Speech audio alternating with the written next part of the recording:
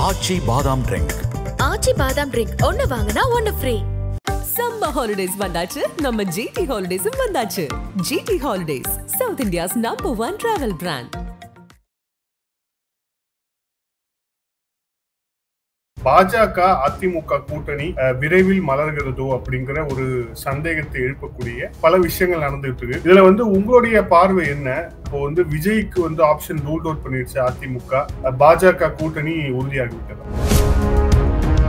யாரா இருந்தாலும் சரி, எந்த நடிகர் கட்சி ஆரம்பிச்சாலும் யாரும் எம்ஜிஆர் கிடையாது. எம்ஜிஆருடைய இடத்துல யாருமே இனி இருக்கவும் முடியாது. அப்படிங்கிறப்போ இவர் எவ்வளவுதான் களமாடினாலும் அதிகபட்சம் விஜயகாந்த் எடுத்த எடுப்புல என்ன உயரத்தை தொட்டாரோ அந்த அளவுக்கு தாங்க தொடரும், இல்லாட்டி அதுக்கு குறைவா இருக்கு.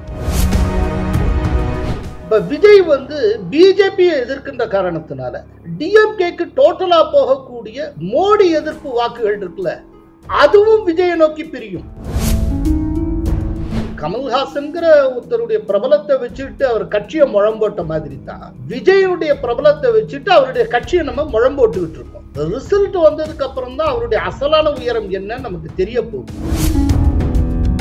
ஈரோடு கிழக்கு இடைத்தேர்தல் இருந்து பெரியார மிக கடுமையாக விமர்சித்தார். அந்த விஷயத்தை பொறுத்தளவுல பிஜேபியினர் அத்தனை பேருமே சீமான் சொல்லுவதை அங்கீகரித்தனர், ஆதரித்தனர், மகிழ்ச்சி அடைந்தனர். போட்டு தாக்குன்னு தாக்குறாருப்பா, சூப்பர் அப்படின்னு சொல்லி சொன்னாங்க. ஆக்சுவலா அது ஒரு சாதாரண இடைத்தேர்தல். அந்த இடைத்தேர்தலுக்கு இந்த மாதிரி சீமான் ஏன் போட்டு தாக்கும்? கொஞ்சம் யோசிச்சு பாருங்க. கூடுதல் மொழி தெரிஞ்சுக்கணுங்கிறதுல ஆர்வம் காட்டக்கூடிய ஒரு காலகட்டத்தில் மொத்த இளைஞர்களுடைய மைண்ட் செட்டும் இளைய தலைவனுடைய மைண்ட் செட்டு கம்ப்ளீட்டா வித்தியாசமா, அது ரொம்ப ஒரு குளோபலைஸ்டா போயிட்டு இருக்கிற ஒரு காலகட்டத்தில் திரும்பவும் 60களை ஒரு அரை நூற்றாண்டுக்கு முந்தின காலத்துல திரும்ப அப்படியே திருப்பினீங்கன்னா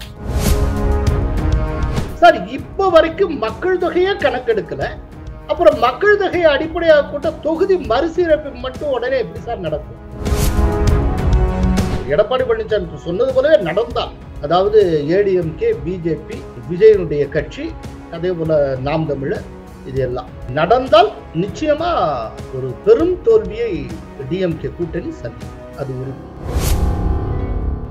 ஆதர் நேயர்களுக்கு அன்பு வணக்கம். இன்றைய சிறப்பு நேர்காணலில் நம்முடன் இணைந்திருக்கிறார் மூத்த பத்திரிகையாளர் கோலால ஸ்ரீனிவாஸ் அவர்கள். சார் வணக்கம்.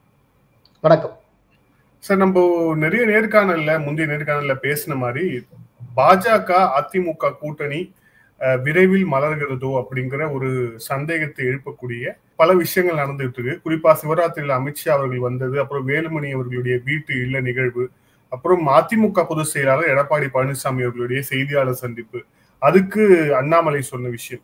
ஸோ ஆல்மோஸ்ட் ஒரு அலைன்ஸ் ஃபார்ம் ஆகுதா அப்படிங்கிற ஒரு டாக்கை இந்த விஷயங்கள் எல்லாமே ஏற்படுத்தியிருக்கு அப்படிங்கிறத பாக்குறோம்.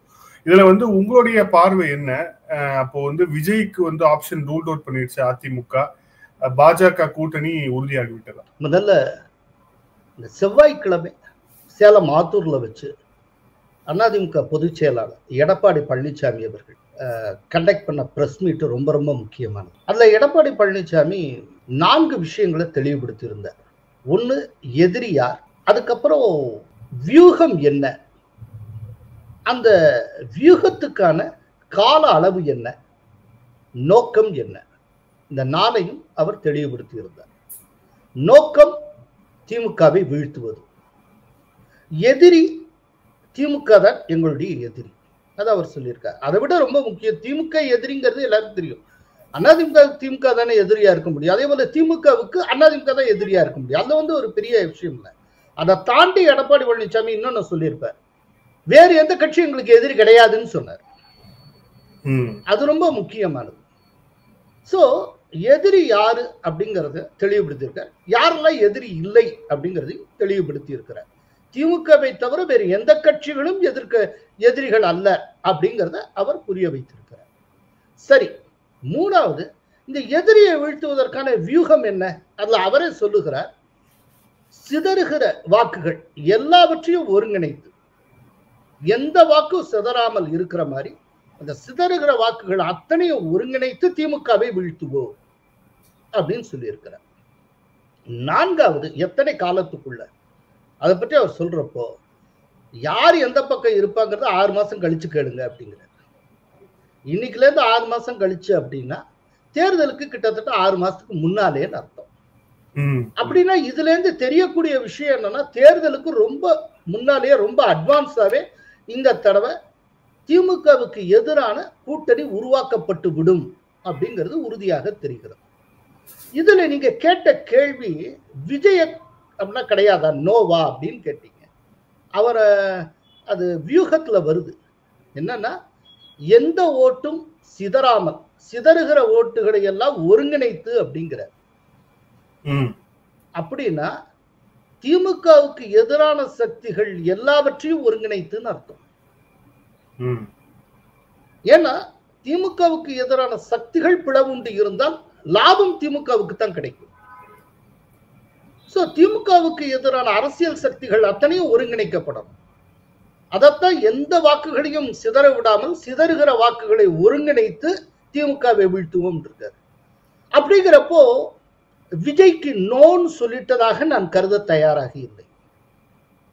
இப்ப தந்தை டிவிக்கு பிரசாந்த் கிஷோர் கொடுத்திருக்கக்கூடிய இன்டர்வியூலையும் நோ அலையன்ஸின் கேட்டகரிக்குல சொல்லல. அலையன்ஸை பற்றி பின்னால யோசிப்போம் இருக்காரு, பார்த்துக்கலாம் இருக்காரு. அவங்க பார்ட்டியை ஸ்ட்ரென்தன் பண்ண போறாங்க. நிச்சயமா இவரே வந்து ஒரு ஸ்ட்ராட்டஜிஸ்ட் அப்படிங்கிறதுனால இன்டர்னல் சர்வே எல்லாம் எடுப்பாரு. எடுத்ததுக்கு அப்புறம் இந்த கூட்டணிக்கான தேவை குறித்து அவங்க வந்து ஒரு மதிப்பீடுக்கு வருவாங்க. மதிப்பீடுக்காக பிரசாந்த் கிஷோர் சொல்லியிருக்காரு, ஒரு டிசம்பர் வாக்குல தான் நாங்க முடிவு செய்வோம் அப்படின்னு இருக்காரு. இப்போ எடப்பாடி பழனிசாமி என்ன சொல்றாரு, 6 மாசத்துக்கு அப்புறம் பாருங்கிறார். எல்லாமே மோராலெஸ் ஒன்னா ஒரே டைம் தான். இந்த அரௌண்ட் அக்டோபர் நவம்பர்ல பல விஷயங்கள் நடக்கும் என்று தெரிகிறது. திமுகவை வீழ்த்துவதுங்கிற நோக்கத்துல திமுகவுக்கு எதிரான எல்லோருமே ஒன்றிணைவதற்கான சாத்தியங்கள் இருக்கிறது அப்படின்னு நம்ம புரிஞ்சுக்கலாம்.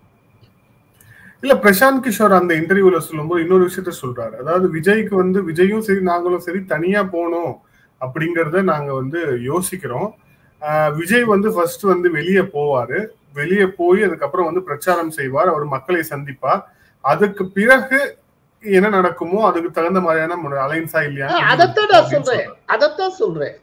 அவங்களுடைய ஐடியா வந்து தனிச்சு போட்டியிடணும், கட்சியை பலப்படுத்தணும் அப்படிங்கிறது. ஒரு கட்சியை புதுசா ஆரம்பிச்சிருக்காருங்க. அந்த கட்சி எந்த அளவுக்கு வெளியில ரிசீவ் பண்ணப்படுதுன்னு யாருக்கும் தெரியாது, போக போகத்தான் தெரியும். விஜயும் தன்னுடைய இருக்கிற படத்தெல்லாம் முடிச்சுட்டு மக்களா மிங்கிளாரப்போ, மக்களோட கனெக்ட் ஆகிறப்ப தான் அவருக்கு எந்த அளவுக்கு ஒரு வரவேற்பு இருக்குங்கிறத இனிமே தான் தெரிய போகுது எல்லாமே. ரைட்டா? அப்படிங்கிறப்போ கட்சி தனித்து போட்டியிடக்கூடிய அளவுக்கு வலிமையாக இருக்கிறதா இல்லையாங்கிறத அவங்க அசஸ் பண்றதுக்கு ஒரு டைம் வேணும்ல. அது வந்து ஒரு 6 மாசம் ஆகும். அதான் அவர் ஒரு டிசம்பர் வாக்குல அப்படிங்கிறாருல, ஒரு அரௌண்ட் டிசம்பர், அந்த டைம் அரௌண்ட் டிசம்பர் டு பிப்ரவரிங்கிறாரு. இப்ப எடப்பாடி பழனிசாமி 6 மாசம் கழிச்சு பாருங்க அப்படிங்கிறாரு. எனக்கு என்னன்னா, இவர் வந்து யாரா இருந்தாலும் சரி, எந்த நடிகர் கட்சி ஆரம்பிச்சாலும் யாரும் எம்ஜிஆர் கிடையாதுங்க. எம்ஜிஆருடைய இடத்துல யாருமே இனி இருக்கவும் முடியாதுங்க. அப்படிங்கிறப்போ இவர் வந்து எவ்வளவுதான் களமாடினாலும் அதிகபட்சம் விஜயகாந்த் எடுத்த எடுப்புல என்ன உயரத்தை தொட்டாரோ அந்த அளவுக்கு தாங்க தொட முடியும், இல்லாட்டி அதுக்கு குறைவா இருக்கும். அதுக்கு மேலலாம் விஜய்க்கு போய் கிடைச்சிரும்னு நான் நம்ப தயாராக இல்லை. 2006 சட்டப்பேரவை தேர்தலில் விஜயகாந்துக்கு 8.5% வாக்குகள் கிடைத்தன. கிட்டத்தட்ட அந்த ரேஞ்சில், இல்லாட்டி அதுக்கு சற்று குறைவாக விஜய்க்கு கிடைக்கக்கூடும். அதை வச்சுட்டு விஜய் வந்து ஒண்ணுமே செய்ய முடியாது. பர்சன்டேஜ் ஆஃப் ஓட்ஸை வாங்கி பாக்கெட்ல போட்டுக்கலாம், ஒரு தொகுதி ஜெயிச்சால் அதிசயம். அப்படிப்பட்ட சூழ்நிலையில தான் இவங்க வந்து கூட்டணி தேவைங்கிறத உணர்ந்து அவங்களும் வருவாங்க. ஆனால் இது இப்ப நான் சொல்றபடியே விஜய், பிஜேபி, ஏடிஎம்கே எல்லாம் கொண்ட ஒரு கூட்டணி வருகிறதா இல்லையா அப்படிங்கிறத விட ரொம்ப முக்கியமானது, டிஎம்கேக்கு எதிரான சக்திகள் அனைத்தும் ஒன்றிணைக்கப்பட வேண்டும் அப்படிங்கிற ஐடியாவுக்கு அதிமுக பொதுச் செயலாளர் வந்திருப்பது அப்படிங்கிறது ரொம்ப முக்கியமான மெசேஜ். அதுதான் நாம பார்க்கணும். மற்றது எப்படி நடக்கும் என்னங்கிறது அது கால வெள்ளத்துல போற போக்குல கலை யதார்த்தம் பல விஷயங்களை தீர்மானிக்கும். 2 ப்ராபபிலிட்டியை பத்தி பேசலாம் அப்படின்ட்டு சார். அதுக்கு முன்பாக அதிமுக, பாஜக, அப்புறம் பாஜகவோட கூட்டணி இருக்கக்கூடிய கட்சிகள் ஒரு பக்கம், ஒரு சைடு, இன்னொரு பக்கம் வந்து விஜய் அதிமுக, பாஜக இவங்க எல்லாருமே சேர்ந்த ஒரு அணி. சோ இப்ப இந்த மாதிரி 2 அணி உருவாச்சு அப்படின்னா வந்து ஃபர்ஸ்ட் ப்ராபபிலிட்டிக்கும் செகண்ட் ப்ராபபிலிட்டிக்கும் என்ன வித்தியாசம் இருக்கும், எப்படி கரெக்டா இருக்கும்னு நினைக்கிறேன்? அதாவது விஜய் ஏடிஎம்கே பிஜேபி கூட்டணிக்குள்ள வராமல் தனியா வெளியில இருந்தார், இல்லாட்டி அவரையும் உள்ளடங்கின ஒரு கூட்டணியாக இருந்தார். ஆமா, விஜயையும் உள்ளடக்கிய ஏடிஎம்கே, பிஜேபி, விஜய், இந்த இந்த 3 முக்கிய கட்சிகளும் உள்ளடங்கிய ஒரு மெகா கூட்டணி ஒன்று அமையும் என்று சொன்னால், அது எடுத்த எடுப்புல அப்படி அமைந்த உடனேயே பர்செப்ஷன் கேம்ஸ்ல உடனடியாகவே ஜெயிக்க தொடங்கிவிடும். பார்த்த மாத்திரத்துல இது ரொம்ப பிரம்மாண்டமான ஒரு கூட்டணி. இதுக்கு முன்னால டிஎம்கே கூட்டணி தாக்கு பிடிக்க முடியாது, இந்த தடவை டிஎம்கே அவுட்டு அப்படிங்கிற ஒரு எண்ணத்தை எல்லார் மனசுலயும் கொண்டு வரும். பர்செப்ஷன்ல வந்து அப்படி ஒரு கூட்டணி அமைந்தால் அமைந்த உடனேயே அந்த கூட்டணி வெற்றி பெறும் அப்படிங்கிற கருத்தை சமூகத்துல உருவாக்கும். இது நடக்கும். ஒருவேளை இப்போ விஜய் வந்து வெளியிலேயே இருக்கிறார், இது இப்ப இருக்கக்கூடிய என்டிஏவும் அதிமுகவுக்கும் இடையிலான ஒரு கூட்டணியாக இருக்கிறது அப்படின்னு வச்சுக்கோம். அப்படி இருந்தால் அப்போ எலெக்ஷன் முடிஞ்சு ரிசல்ட் வர்ற வரைக்கும் ஒரு ஹேஷியம் ஓடும். என்னன்னா, டிஎம்கேக்கு எதிரான வாக்குகளை ஏடிஎம்கே பிஜேபி எவ்வளவு ஸ்பிளிட் பண்ணுதோ அதே அளவுக்கு விஜயும் ஸ்பிளிட் பண்ணுவாரு. அதனால அதிமுக கூட்டணியினுடைய வெற்றி வாய்ப்பு சற்று குறையும், மீண்டும் டிஎம்கே ஆட்சியை பிடிக்கும். ரொம்ப இழுத்துக்கோ பறிச்சுக்கோன்னு எப்படியா கஷ்டப்பட்டு டிஎம்கே திரும்பவும் கூட ஆட்சியை பிடிச்சிடலாம் அப்படிங்கிற ஒரு பார்வையை உருவாக்கும். ஆனால் அதே நேரத்தில் அப்படி ஒரு பார்வையை உருவாக்கினால் அதுக்கு மாற்று சிந்தனையும் ஒண்ணு உண்டு. என்னன்னா, இப்ப விஜய் வந்து பிஜேபியை எதிர்க்கின்ற காரணத்தினால டிஎம்கேக்கு டோட்டலா போகக்கூடிய மோடி எதிர்ப்பு வாக்குகள் இருக்குல்ல, அதுவும் விஜயை நோக்கி பிரியும். அது வந்து டிஎம்கேக்கு பாதிப்பை உருவாக்கும். அந்த பிரச்சனையும் அங்க இருக்கு. அதே போல சிறுபான்மையினர் வாக்குகள் டோட்டலா அப்படியே டிஎம்கேக்கு போகுமா, குறிப்பா கிறிஸ்தவர் ஓட்டுல குறைந்த அளவுக்கேனும் விஜயை நோக்கி நகர்ந்தால் என்ன ஆகும், இதெல்லாம் பார்க்கணும். இதுல விஜய் சார்ந்த கருத்து சொல்றத எப்போதுமே ஒரு சிக்கல் உண்டுங்க. அது என்ன அப்படின்னா, விஜய் முதன்முறையா இப்பதான் தேர்தல் களத்திலேயே கட்சி ஆரம்பிச்சு குதிக்கிறார். அவருக்கு எவ்வளவு வாக்குகள் இருக்கும், எவ்வளவு பர்சன்டேஜ் வாங்குவார் அப்படிங்கிறது அவருக்கே தெரியாது, யாருக்குமே தெரியாது. ஒரு யூகத்தை நம்பியும் அவருடைய பிரபலத்தை நம்பியும் பேசிக்கிட்டு இருக்கோம். கமல்ஹாசன்கிற ஒருத்தருடைய பிரபலத்தை வச்சுட்டு அவர் கட்சியை முழம்போட்ட மாதிரி தான் விஜயுடைய பிரபலத்தை வச்சுட்டு அவருடைய கட்சியை நம்ம முழம்போட்டுக்கிட்டு இருக்கோம். ரிசல்ட் வந்ததுக்கு அப்புறம் தான் அவருடைய அசலான உயரம் என்னன்னு நமக்கு தெரிய போகுது. ஆனால் என்னன்னா, அவருக்கான வாக்கு சதவீதம், மக்கள் செல்வாக்கு என்ன ஏது நமக்கு எப்படி தெரியாது, அதுபோல விஜய்க்கும் தெரியாது. அப்படிங்கிற சூழ்நிலையில விஜய் வந்து அரசியல் ரீதியாக முன்னேறணும் அப்படின்னு ஆசைப்பட்டார்னா, அதுல வந்து ஒரு தீவிர கருத்தோட இருந்தார்னா அவர் கூட்டணியை நோக்கித்தான் வந்தாகும்.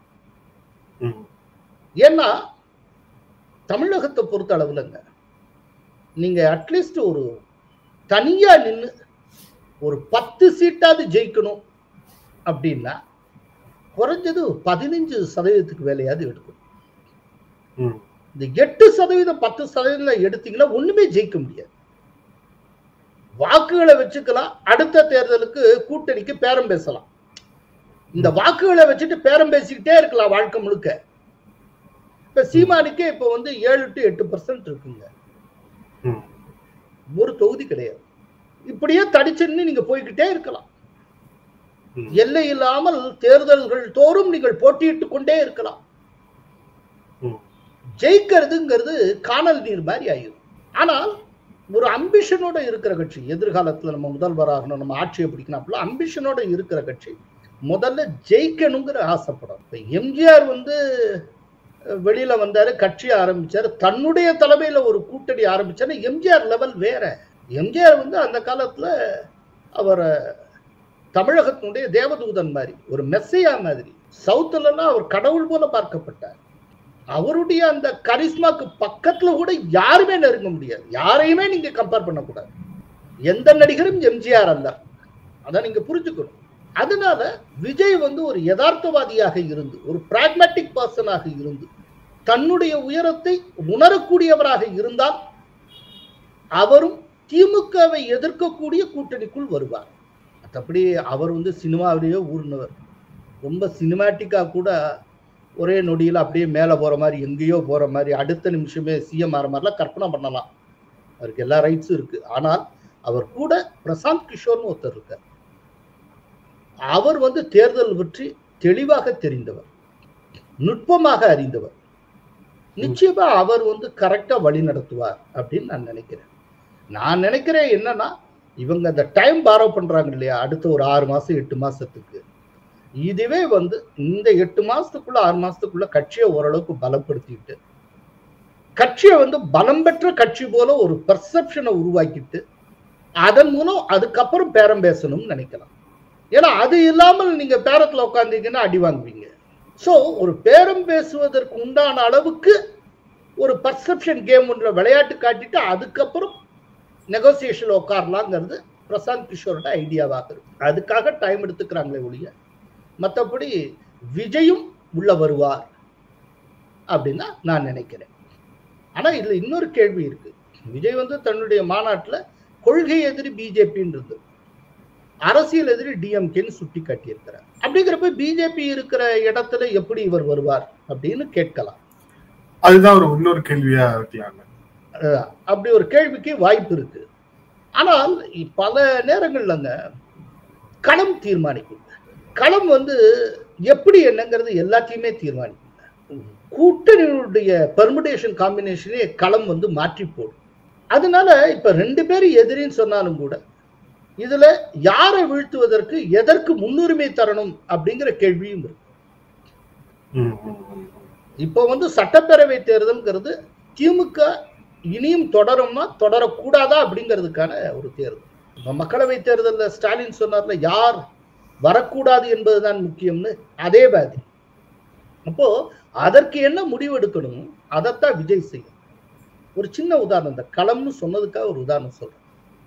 மகாராஷ்டிரால மக்களவை தேர்தல் நடக்குது. நடந்த இந்திய கூட்டணி அமோக வெற்றி பெறுகிறது, பிஜேபி கூட்டணி மோசமான தோல்வி அடைகிறது. சில மாதங்களிலே சட்டப்பேரவை தேர்தல் நடக்குது. கூட்டணியில எந்த சேஞ்சும் கிடையாது. கூட்டணியில எந்த சேஞ்சும் கிடையாது. இது நடக்கிறதுக்குள்ளேயே பலவிதமான விவாதங்கள், வாத பிரதிவாதங்கள். என்னன்னா, பிஜேபி சைட்ல அஜித் பவாரை சேர்த்ததுதான் தப்பு, இல்லைன்னா ஜெயிச்சிருக்கலாம் அப்படின்னு சொல்லி இப்படி ஒரு கூட்டணி அமைச்சர்னால தான் தோத்துட்டோம், இந்த கூட்டணிலேயே அஜித் பவாரை வச்சிருக்க கூடாது, இப்படிலாம் நிறைய பேசுறாங்க. ஆனா இந்த கூட்டணியில எந்த மாற்றமும் இல்லாமல் அந்தந்த கூட்டணி அடுத்து சில மாதங்களில் நடைபெற்ற சட்டப்பேரவை தேர்தலில் போட்டியிடுகிறது. அதுல பிஜேபி கூட்டணி பிரமாதமாக ஜெயிக்கிறது, இந்திய கூட்டணி மோசமாக தோற்று. கூட்டணியில மாற்றம் இல்லை, ரெண்டு பக்கமும். அப்படின்னா மாறியது எது? களம் மாறிற்று. கூட்டணி அப்படியே தான் இருக்கு, சில மாதங்களுக்குள்ள களம் மாறியது. அப்ப களம் வந்து வெற்றியையும் தோல்வியும் தீர்மானிக்கும். அதே களம், தமிழக களம், விஜய்க்கு சில படிப்பினைகளை கற்றுத்தரும். அடுத்த ஒரு 6 மாசத்துக்குள்ள அவர் நிறைய விஷயங்களை படிப்பார், பிரசாந்த் கிஷோர் மூலமாகவும் படிப்பார். அப்போ இந்த நிமிஷத்துல செய்ய வேண்டியது எது அப்படிங்கிற ஒரு முடிவுக்கு அவர் வருவார். சார், 3 ஆப்ஷன் பேசியிருக்கோம். ஒன்னு வந்து அதிமுக பாஜக, 2வது ஆப்ஷன் அதிமுக பாஜக விஜய் ஒரே இதுல, இன்னொன்னுல வந்து அதிமுக தாவேகா மட்டும். ஸோ வந்து இந்த மாதிரி 3 ஆப்ஷன் வந்து பேசியிருக்கோம். 4வது ஒரு ஆப்ஷன் வந்து, ஒருவேளை விஜய் வராத பட்சத்தில், ஒருவேளை விஜய் வந்து கொள்கை எதிரியாக அறிவித்திருக்கிற பாஜக அப்படின்னு சொல்லிட்டு அவர் உள்ள மறுத்தாரே ஆனால், இன்னொரு 8% வாக்குகளை வைத்துக் கொண்டு வெளியேற்கக்கூடிய நாம் தமிழர் கட்சியை இதுக்குள்ள கொண்டு வரதுக்கான வாய்ப்புகள் இருக்கா அப்படின்னு ஒரு கேள்வி இருக்கு. ஏன் அப்படின்னா, இப்ப ரொம்ப சமீபமா அந்த நடிகை சர்ச்சை வந்தப்போ அது எடப்பாடி பழனிசாமி அவர்கள் ஹேண்டில் பண்ண விதத்தை எல்லாருமே பாராட்டினாங்க. 2வது, பாஜகவுடைய கொள்கை எதிரியாக இருக்கக்கூடிய பெரியாரை வந்து சீமான் விமர்சித்ததும் ஒரு நெருக்கத்தை ஏற்படுத்துது அப்படிங்கிற போது, அப்போ ஒருவேளை அதிமுக, பாஜக, நாம் தமிழர் அப்படிங்கிற இந்த ஒரு கூட்டணி காம்பினேஷன்ஸுக்கும் வாய்ப்பு இருக்கிறதா அப்படின்னு ஒரு கேள்வி. ஆக்சுவலா சீமான் வந்து ஈரோடு கிழக்கு இடைத்தேர்தல்ல இருந்து பெரியார மிக கடுமையாக விமர்சிக்க ஆரம்பித்தார்.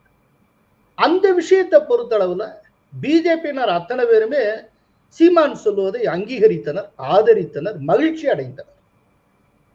போட்டு தாக்குன்னு தாக்குறாருப்பா, சூப்பர் அப்படின்னு சொல்லி சொன்னாங்க. மற்றதுலாம் அவங்களுக்கு உடன்பாடு கிடையாது, அவருடைய கொள்கையிலயோ மற்றதுலயோ உடன்பாடு கிடையாது. பட் பெரியார் எதிர்ப்பு அப்படிங்கிறத ஒரு ஒரு சீமானை எல்லோருமே வரவேற்றார்கள். ஆக்சுவலா அது ஒரு சாதாரண இடைத்தேர்தல். அந்த இடைத்தேர்தலுக்கு இந்த மாதிரி சீமான் ஏன் போட்டு தாக்கணும்? கொஞ்சம் யோசிச்சு பாருங்க. அப்படின்னா அது இது அதுக்கு இந்த இந்த ஒரு அலையன்ஸை நோக்கின ஒரு கிரவுண்டா கூட இருக்கலாம்ல. அதுக்கான கிரவுண்டா அவர் கிரியேட் பண்ணி இருக்கலாம் இல்லையா? இன்னொன்னு எல்லாத்துக்கும் மேல இந்த செவ்வாய்க்கிழமை ஆத்தூர்ல வச்சு எடப்பாடி பழனிசாமி சொன்னதை பாருங்க, சிதறக்கூடிய வாக்குகளை எல்லாம் ஒருங்கிணைத்து திமுகவை வீழ்த்துவோம். சோ திமுக எதிர்ப்பு வாக்குகள் அப்படிங்கிறது வெளியில இருக்கக்கூடாது, எல்லாத்தையும் உள்ள கொண்டு வந்துடும்.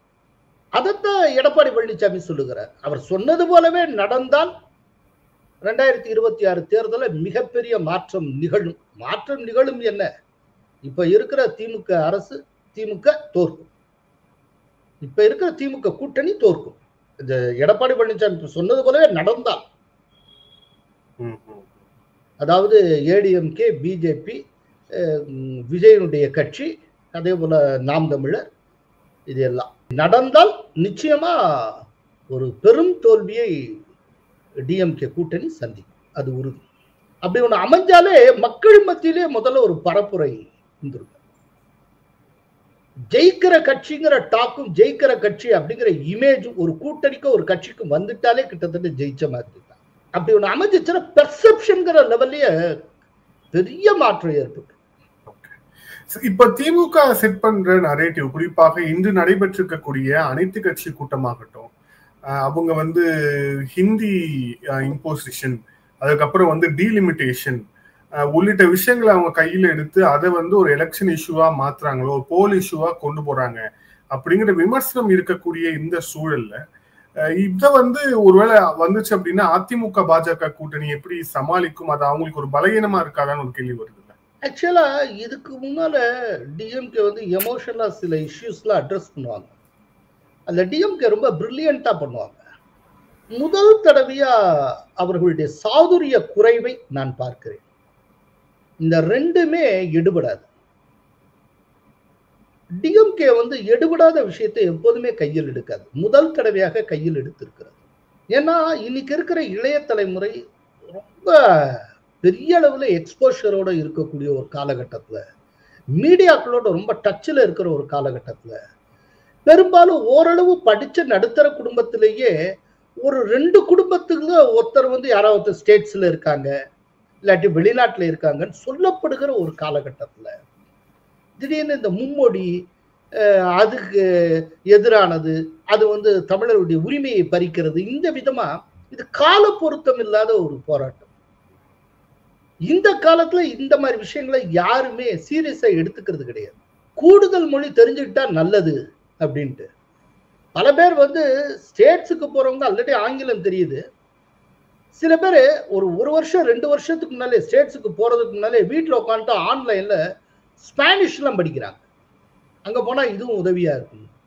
கூடுதல் மொழி தெரிஞ்சுக்கணுங்கிறதுல ஆர்வம் காட்டக்கூடிய ஒரு காலகட்டத்துல மொத்த இளைஞர்களுடைய மைண்ட் செட்டும் இளைய தலைவனுடைய மைண்ட் செட்டு கம்ப்ளீட்டா வித்தியாசமா, அது ரொம்ப ஒரு குளோபலைஸ்டா போயிட்டு இருக்கிற ஒரு காலகட்டத்துல திரும்பவும் 60களை ஒரு அரை நூற்றாண்டுக்கு முந்தின காலத்துல திரும்ப அப்படியே திருப்பினீங்கன்னா அது எப்போதுமே சமூகத்துல எடுபடாதுங்க. அது ஒண்ணு. ரெண்டாவது டீலிமிட்டேஷன். இது துருப்பிடிச்ச ஒரு ஆயுதம். இந்த டீலிமிட்டேஷன் எப்படின்னா, தெளிவா இவர் சொன்னதுக்கு பதிலா கோயம்புத்தூர்ல வச்சு இவர் அமித்ஷா கூறிவிட்டார். ஒரு தொகுதி கூட குறையாது அப்படின்னு சொல்லி இருக்கிறார். இதுக்கு முன்னால 1976ல 42வது அமெண்ட்மெண்ட் மூலமா இந்திரா காந்தி என்ன பண்ணாங்கன்னா, இப்ப இருக்கிற 543 தொகுதிகளுக்கு எதுவும் குறையாதுங்கிற ஒரு உத்தரவாதத்தை 42வது அமெண்ட்மெண்ட் மூலமா கொடுத்தாங்க. அது வந்து அடுத்த 25 வருஷத்துக்குன்னு ஃபிக்ஸ் பண்ணாங்க. அது 2001 வரைக்கும். 2001 வாஜ்பாய் பிரைம் மினிஸ்டர். உடனே வாஜ்பாய் என்ன பண்ணாரு, 2001 84வது அமெண்ட்மெண்ட் மூலமா அடுத்த 25 வருஷத்துக்கு எந்த மாற்றமும் இல்லை, இதே 543 தொடரும். அது எப்ப எக்ஸ்பயர் ஆகுது, 2026 அடுத்த ஆண்டு எக்ஸ்பயர் ஆக போகுது. என்ன செய்வாங்க, 2026 இதே பாணியில அடுத்த 20 வருஷமோ 25 வருஷமோ எக்ஸ்டெண்ட் பண்ணி ஒரு அமெண்ட்மெண்ட் அவங்க கொண்டுருவாங்க. அரசமைப்பு சட்ட அமெண்ட்மெண்ட் அவங்க கொண்டு, அவ்வளவுதான் நடக்க போகுது. இன்னொன்னுங்க, இது வரைக்கும் காங்கிரஸ் காலத்துல இருந்து இப்ப வரைக்குமே இந்த தொகுதி மறுசீரமைப்புங்கிறது மக்கள் தொகையை அடிப்படையாக கொண்டுதான் நடந்திருக்கு. ஆனா இங்க நம்ம கவனிக்க வேண்டியது என்னன்னா, 2021 சென்சஸ் நடந்திருக்கணும், மக்கள் தொகை கணக்கெடுப்பு நடந்திருக்கணும். ஆனால் கொரோனா காரணத்தினால நடக்கல சார். இப்ப வரைக்கும் மக்கள் தொகையை கணக்கெடுக்கல, அப்புறம் மக்கள் தொகையை அடிப்படையாக கொண்ட தொகுதி மறுசீரமைப்பு மட்டும் உடனே எப்படி சார் நடக்கும்? 2026 நடக்கிறதுக்கு என்ன வாய்ப்பு இருக்கு? 2026 இருந்து அடுத்த எத்தனையோ வருஷத்துக்கு எக்ஸ்டெண்ட் பண்ணுவாங்க. இதுதான் நடக்க போகுது. இன்னொன்னு, பாரதத்தினுடைய ஹோம் மினிஸ்டர் கோயம்புத்தூர் பீளமேட்ல வச்சு தெளிவாக உத்தரவாதமாக சொல்லி இருக்கிறார். எந்த மாநிலத்துக்கும் ஒரு தொகுதி கூட குறையாதுன்னு சொல்லி இருக்கிறார். கேட்டகாரிக்குள்ள கேரண்டியும் கொடுத்ததுக்கு பிறகு நீங்க இதுக்கு மேல பேசுறதுக்கு என்ன இருக்கு? இப்ப ஏற்கனவே 5ஆம் தேதி கூட்டம்னு சொல்லிட்டனால வேற வழி இல்லாம ஸ்டாலின் அவர்கள் இதை நடத்தி கொண்டிருக்கிறார். இந்த ரெண்டுமே வந்து பயன்படாத அம்புகள், நமத்து போன பட்டாசு, இது வெடிக்காது. சார், இந்த நேர்காணல இறுதியான ஒரு கேள்வியாக, கோயம்புத்தூர், நீங்க குறிப்பிட்ட அதே கோயம்புத்தூர் கூட்டத்துல 2026 தேசிய ஜனநாயக கூட்டணியின் ஆட்சி தமிழகத்தில் இருக்கும் அப்படின்னு அமித்ஷா பேசினார். சோ இப்போ அவங்க வட்டாரத்துல சொல்லும் போது அலைன்ஸும் உறுதி அப்படிங்கிற மாதிரி தான் வந்து பேச்சும் வந்து அடிபடுது அப்படிங்கிறத பார்க்கணும். சோ இதை அதிமுகவுடைய கூட்டணியை வந்து மைண்ட்ல வச்சுதான் அமித்ஷா அவர்கள் அப்படி பேசினார்னு நம்ம எடுத்துக்கலாமா? எடுத்துக்கலாம். ஏன்னா அமித்ஷா அட்டன் பண்ண ஜக்கி வாசுதேவ் மீட்டிங்க்கு இவரும் வந்திருந்தாரு, உங்களுக்கு தெரியும். ஏடிஎம்கே பிரமுகர் வேலுமணி ஒண்ணு. அதே போல வேலுமணியினுடைய திருமணத்துக்கு அதிமுகவை சார்ந்த அத்தனை பேரும் வந்திருந்த அதே இடத்துக்கு பிஜேபியுடைய தலைவர்களும் வந்திருந்தாங்க, இன்க்ளூடிங் அண்ணாமலை, எல்லாருமே வந்திருந்தாங்க. ஸோ ஒருத்தருக்கு ஒருத்தர் ரொம்ப கார்டியலா தான் இருக்காங்க. அதே போல இப்போ எடப்பாடி பழனிசாமி சேலம் ஆத்தூர்ல பேசுறப்போ திமுக ஒன்றுதான் எங்களுக்கு எதிரி, வேற எந்த கட்சியும் எதிரி கிடையாதுன்னு அவர் சொல்றாரு. எனக்கு எடப்பாடி பழனிசாமி சொன்னதுல ரொம்ப கேட்சிங்கா இருந்தது இதுதான். திமுகவை தவிர மற்ற எந்த கட்சியும் எங்களுக்கு எதிரி கிடையாது அப்படின்னு சொல்லியிருக்கு. அப்படிங்கிறப்ப இதெல்லாம் கூட்டி பாருங்க. இப்ப ஏடிஎம்கே இந்த நெட்டுக்குள்ள வருதுன்னா ஏடிஎம்கே வந்து என்டிஏவுக்குள்ள வர்றாங்கன்னு அர்த்தம். நாளைக்கு உங்க ஆட்சியை கைப்பற்றாங்க, அது என்டிஏ ஆட்சி என்றுதான் அழைக்கப்படும். அதத்தான் அமித்ஷா மீன் பண்ணி இருக்கிறார். இன்னொன்னையும் சொல்றேன், அதாவது ஈஷா யோகா மையத்துல வந்து அமித்ஷாவும் எஸ்பி வேலுமணியும் தனியாக உரையாடி கொண்டதாகவும் நான் கேள்விப்படுறேன். பட் அதுல என்ன பேசினாங்கிறது தொடர்பான சில விஷயங்கள் எனக்கு தெரிய வந்திருக்கு. பட் அது என்னங்கிறத நான் சொல்ல போறது இல்லை. ஆனால் அது வந்து கூட்டணிக்கு அனுசரணையான, கூட்டணியை என்கரேஜ் பண்ணக்கூடிய விஷயங்கள். நன்றி சார். பல்வேறு கேள்வி. Thank you sir. Thank you so much. மிக்க நன்றி.